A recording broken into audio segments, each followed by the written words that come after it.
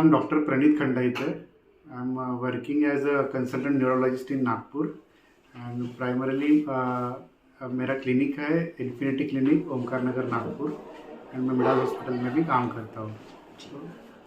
Prince sir, क्या कहेंगे? इपिलिप्सी, world इपिलिप्सी day पर हम आज विशेष चर्चा आपसे कर रहे हैं। इपिलिप्सी, जिसे मिर्गी या आमतौर पर फीट कहा जाता है, ये होता क्या है?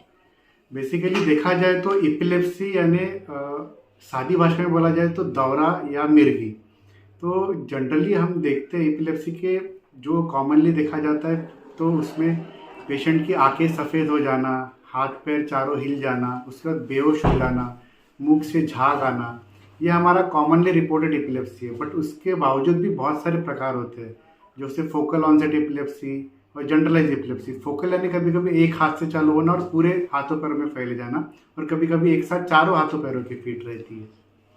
तो ये इपिलिप्सी जो आपने ऐसे बताया, पूरे शरीर में भी होती है, क्या प्रमुख कारण हो सकते हैं इसके? तो जैसे कारण देखा जाए एपिलेप्सी के तो ये उम्र के हिसाब से बदलते हैं। जैसे बच्चों में से लेकर बूढ़े तक के कारण बदलते जाते हैं। कभी कभी मोस्ट कॉमनली हम देखते हैं कि कोई ब्रेन में एबनॉर्मलिटी हो, या फिर इन्फेक्शन हो, कि वो ट्यूमर हो, कोई गांठ हो, या फिर पोस्ट स्ट्रोक, या फिर कभी कभी जेनेटिक रिलेटेड भी एपिलेप्सी के प्रकार रहते हैं। तो जैसे उम्र के हिसाब से हर एक के कारण अलग होते हैं।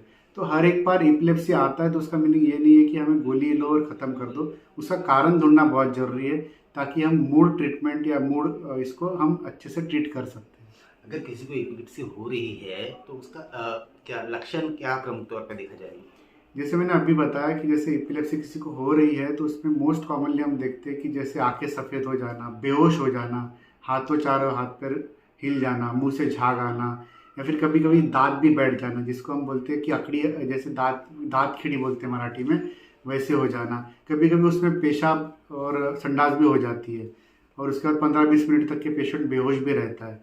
तो हमें अर्ली आइडेंटिफाई करना बहुत ज़रूरी है कि ये अकड़ी है। अगर आपको कभी भी डाउट है तो जरूर न्यूरोलॉजिस्ट से कंसल्ट करना बहुत इंपॉर्टेंट अगर है। डायग्नोस की अगर बात करें तो डायग्नोस करने के लिए, निदान करने के लिए कौन कौन सी प्रणालियाँ उपलब्ध हैं? तो जैसे हम एपिलेप्सी के लिए आपको डायग्नोसिस करना है तो मोस्ट इम्पॉर्टेंट होता है कि हमें एक बार ईईजी करके देखना चाहिए। जैसे हम हार्ट के लिए ईसीजी करते हैं वैसे हम ब्रेन की मैपिंग यानी जैसे ईईजी किया जाता है।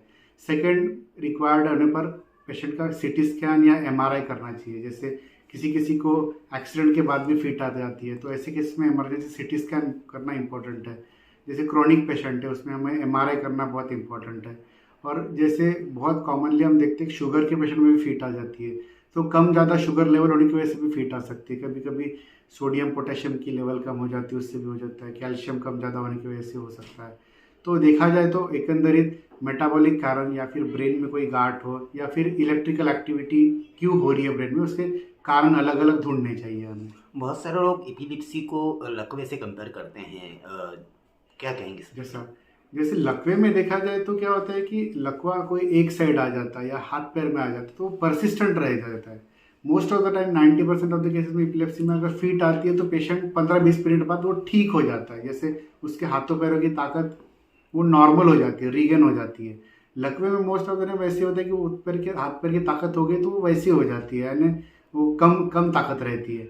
तो एपिलेप्सी और ये अपना लकवा दोनों अलग है। जैसे एपिलेप्सी में आदमी बेहोश हो जाएगा, लकवे में हमेशा बेहोश होना कंपलसरी नहीं है अनलेस अनटिल बहुत ही बड़ा लकवा हो।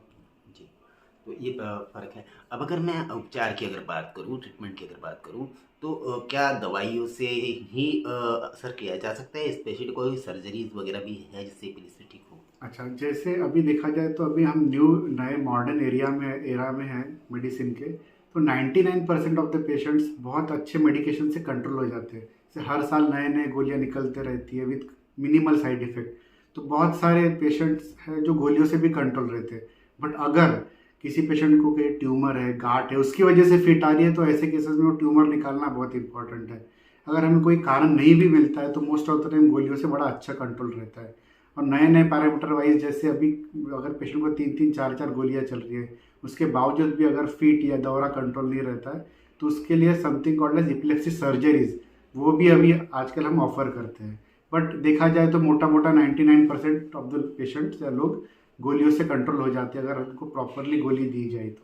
जी, अगर किसी पेशेंट को एपिलेप्सी है, मिर्गी के दौरे जिसे पड़ते हैं, दवाइयाँ शुरू है, ऐसे में उन्होंने किन किन चीज़ों का ध्यान रखना चाहिए कि जब दौरे आते हैं तो किन किन चीज़ों का ध्यान उन्हें रखना चाहिए? तो जैसे किसी पेशेंट को दौरा आ जाता है या अपने सामने किसी को दौरा आ जाता है, मैक्सिमम टाइम सिंगल दौरा आके वो चला जाता है। तो ऐसे टाइम पेशेंट अगर कहीं पे रहता है तो एक सेफ जगह पे रख के उसको एक साइड टर्न कर दीजिए, मुंह से झाग आता है वो निकलने दीजिए। कभी भी उसके मुंह में चम्मच या हाथ नहीं डालना है, आप अगर डालोगे तो कट जाएगा क्योंकि बहुत तेज़ी से वो वाइब्रेशंस होते हैं। और मोस्ट ऑफ द टाइम वो दौरे 99% ऑफ द पेशेंट में 5 मिनट बाद चले भी जाते हैं। अगर वो कंटिन्यूस आते हैं, रिकरेंट आते हैं, तो जल्दी से जल्दी हॉस्पिटल में लेके जाना चाहिए। वो बहुत ही रेयरली 1 और 2% ऑफ द पेशेंट रहते हैं, जिसको हम स्टेटस एपिलेप्टिकस कहते हैं। और दूसरी चीज़, अगर कोई पेशेंट को लॉन्ग टर्म में प्रिकॉशन लेना है तो कभी भी टैबलेट या गोली मिस नहीं करना है। जब भी किसी को दौरे की शिकायत रहती है तो उन पेशेंट्स में स्विमिंग करना, गाड़ी चलाना या हाइट में जाना या बहुत ही ऐसे हाई एक्टिविटीज़ नहीं करना है कि ऐसी जगह पे फीट आए और जान को खतरा हो जाए, क्योंकि सिंगल झटका भी आ जाए गाड़ी चलाते चलाते तो उनकी खुद की भी जान जा सकती है और अगले वाले की भी जान जा सकती है। तो ऐसे टाइम पे हमेशा आप अकम्पनी किसी के साथ रखिए और जिस ऐसी एक्टिविटीज़ ना करो जिनमें फीट आए और जान को खतरा हुआ है। एपिलेप्सी को लेकर लोगों के अलग अलग मिसकंसेप्शन है, मिथ्स है। जैसे एपिलेप्सी का झटका जब आता है, मिर्गी का दौरा जब पड़ता है तो प्याज सूंघा देना चाहिए, लोहा सूंघा देना चाहिए, लकड़ी सूंघा देना चाहिए। कुछ लोग तो बाबा बाबा और तांत्रिक के पास भी जाते हैं कि मिर्गी ठीक हो जाएगी। किस हद तक के सही है? जैसे मैंने अभी बताया कि मिर्गी 99% ऑफ द पेशेंट्स में आप कुछ ना करो ना, वो भी वैसे भी 2 सेकंड में या 2 मिनट बाद ऑटोमेटिकली ठीक हो जाते हैं। 15 मिनट बाद पेशेंट ऐसे भी ठीक हो जाते हैं।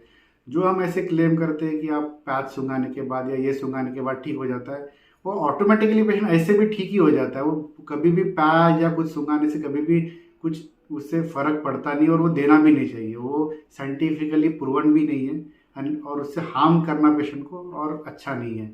तो कभी भी सूंघाने वाली चीज़ें या बाबा फरीद के पास जाने वाली चीज़ें आप अवॉइड कीजिए। रादर देन आप प्रॉपर न्यूरोलॉजिस्ट से कंसल्टेशन लेके आप गोली औषध प्रॉपरली टाइम पे स्टार्ट कीजिए। और गोलियों का टाइमिंग कभी मिस नहीं करना चाहिए। ये अलग अलग गोली रहती है, ऐसा नहीं है कि मिर्गी आ रही है तो उसके लिए एक ही गोली है। हर एक टाइप ऑफ द फीट के लिए अलग अलग गोली दी जाती है।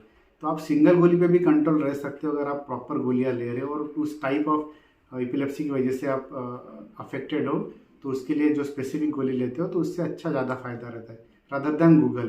क्योंकि आप गूगल करोगे, कोई भी कहीं पे क्लेम करोगे तो वो जो आप सर्च करोगे आपको उसके हिसाब से रिजल्ट मिलते हैं।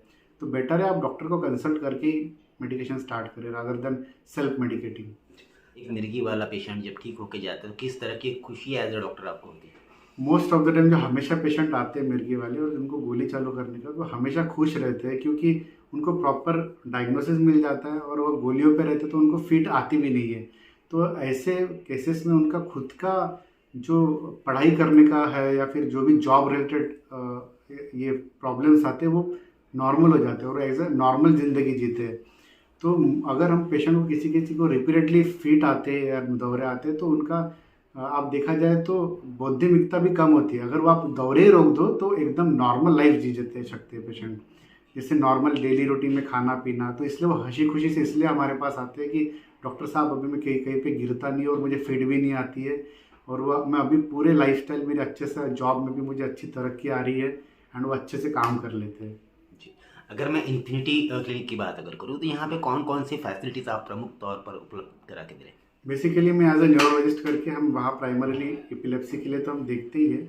उसके बावजूद हम स्ट्रोक हो गया, माइग्रेन के पेशेंट्स हो गए, पैरालिसिस झटके हो गए, न्यूरोपैथीज हो गए, यानी ब्रेन, स्पाइन एंड न्यूरोपैथी सब रिलेटेड हम एज ए न्यूरोलॉजिस्ट करके सभी दिखता हो।